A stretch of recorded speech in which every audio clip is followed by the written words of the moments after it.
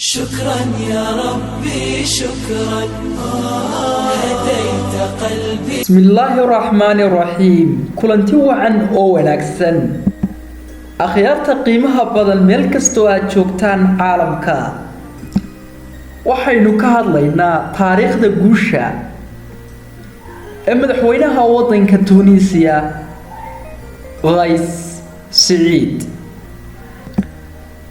وكما قيس سعيد كورما أيوك صوبير السياسة حاجة كل شيء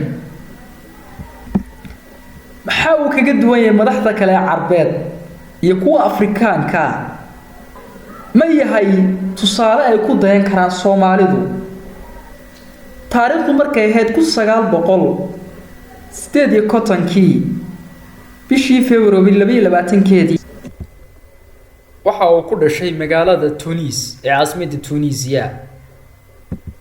waxa uu kamid ahaa shakhsiyaadka farakutiriska ee qoray dastuurka wadanka Tunisia. weligii xusbi ma gelin lacagna kama bixin. hadda waa madaxweynaha wadanka Tunisia.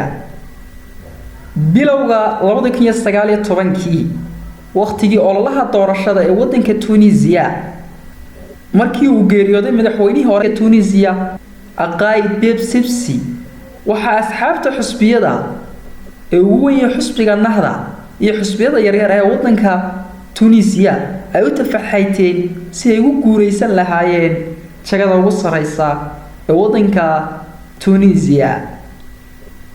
wadanka Tunisia waxa uu muraayad iyo u yahay tusaale fiican wadamada Carabta ama wixii loo jiray kuwa Carabta ee wadan bilaabmay wadanka Tunisia 2011 markii uu iskubay wiil dhalinyara oo ka soo horjeestay una dul qaadan waayay rajiimkii waqtigaas ee uu hogaaminayay Said Abidin bin Ali markii laga qubay alaab uu ku iibin jiray Cairo caasimadda wadanka Tunisia.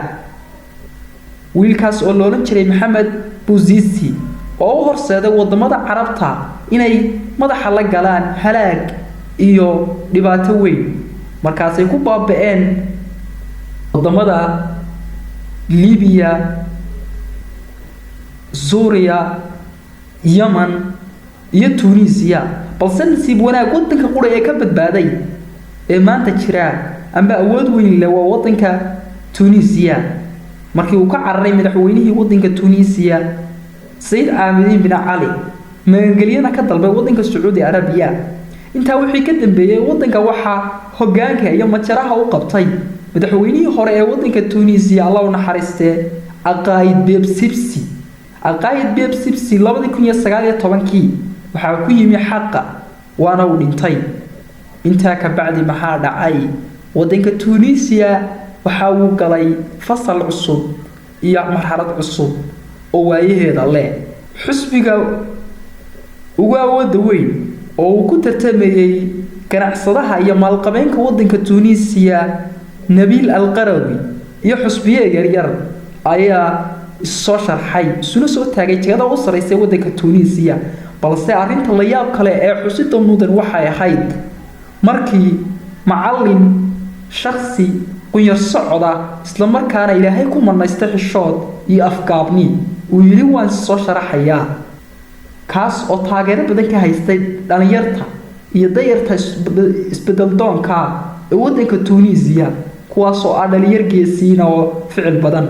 arrinta kale la yaab kale waxay ahayd markii lacagta qaaraanka ee loogu talagalay xusbiyadu iyo musharaxiintu ay ku tartamayaan la yiri hal lagu siiyo Qays Saciid uu diiday uu yiri lacagta dalka ayaa leh ee anigu malihi aniga oo Qays Saciid ayaan isa soo sharaxaya hadii aan lacag bixinayana lacag mushaharkayga iyo wixii aan haysto ayaan ku bixinaya.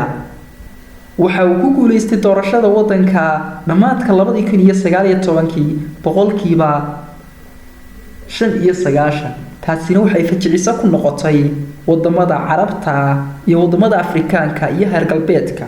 waa shakhsi Ilaahay ku manaystay naxariis iyo dhiiranaan 2020 markii uu dilaacay xanuunka halista ee COVID-19 mar uu shacabkiisa u caawinayay isla markaana uu qaybinayay raashin waxa uu tuurtiisa ku soo qaaday cuntada una keenay dadka markii ay ka codsadeen saaxiibadii inay ka qaadaan waxa uu yiri maanta qiyaamo madiga ayaa iga qaadaya culayska waa kana isagoo la dhaarinayo isla markaana ku dhaaranaya magaca Ilaahay waxaan ku dhaaranayaa inaan ilaalin doono wadankayga isla markaana xorriyadda wadanka ilaalin doono waxaan ku dhaaranayaa diinta islaamka sidoo kale inaan ilaalin doono diinta islaamka ee noqon doonto darajada ugu sareyso iyo halka ugu sareyso ee wadanka lagu xukumo waxa aan fasal cusub u samayn doonaa amba shaqooyin cusub u samayn doonaa wadanka Tunisia oo shaqo la'aantu ragaadisay waa mahadsantiin dhammaan intay dooratay iyo intii aan idooranba guul ayaan u rajaynayaa shacab weynaha Tunisia wassalaamu calaykum magacaygu waa Xasan Mawlid Xusni haddii aad ka heshay fiidiyowgan like iyo subscribe saar say nagana dhiirigelin noogu noqoto شكرا يا رب يا منزل القرآن يا خالق الإنسان يا رب يا رحمن شكرا يا رب شكرا يا رب